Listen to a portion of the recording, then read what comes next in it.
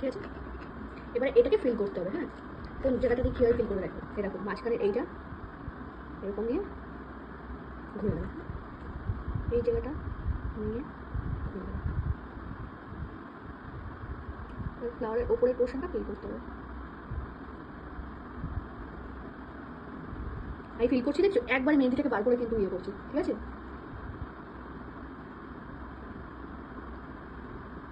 আমি কিন্তু এরকম ঘষে ঘষে ঘষে ঘষে এরকমভাবে টানছি না। হ্যাঁ, তো একবারে মেহেন্দিটাকে বার করে নিয়ে ঘোরাবো।